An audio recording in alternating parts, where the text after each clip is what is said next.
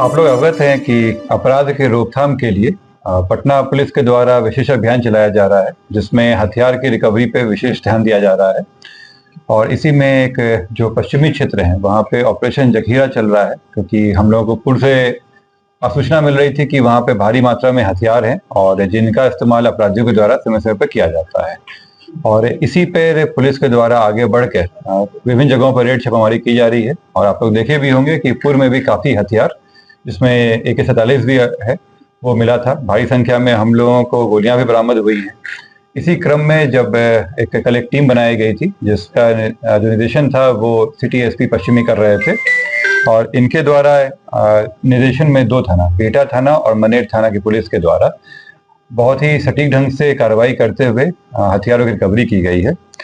सबसे पहले बिहटा थाना क्षेत्र में, जहाँ पे कुल 8 हथियार और 92 कारतूस रिकवर किए गए हैं।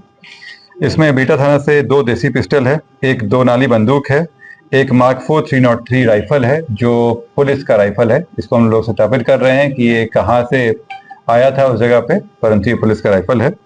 इसके अलावा एक देसी कट्टा, 4 मैगजीन, 7.65 बोर का 14 कारतूस, 0.315 का 42 कारतूस, 12 बोर का 16 कारतूस, 5.56 mm का 6 कारतूस और ऐसे ही विभिन्न अलग कारतूस मिले हैं। मनेर थाना क्षेत्र से 0.315 बोर का एक राइफल, 12 बोर का 2 नाली बंदूक 2 मिला है वहाँ पे। वैसे ही 0.315 का कारतूस 6 और खोखा 2 मिला है।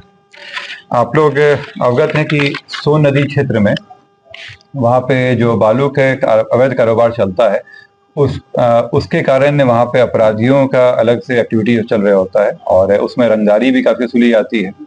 इसी क्रम में जो विभिन्न जगहों पे पुलिस के द्वारा कभी नाव से, कभी जल से, कभी थल से पुलिस के द्वारा दबिश बनाई गई है और अपराधियों को उनकी जगहों पे पहुंचाया गया है। और इसी क्रम में जब आसूचना के तहत कार्रवाई की गई है, तो ये जो रंगदारी वसूलते थे या वहाँ के जो अपनी दबंगई करते थे, रंगदारी वसूलते थे, उन पे कार्रवाई किया गया है।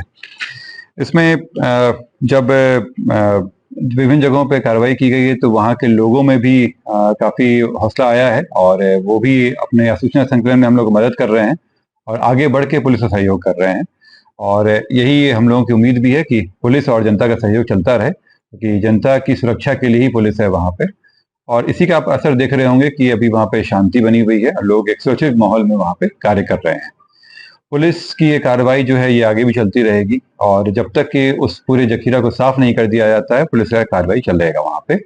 और पुलिस जो आसूचना और सूचना के तहत जो कार्रवाई करती रहेगी और जो अपराधी हैं उनको उनकी जगह पहुँचाएगी और सजा दिलाएगी।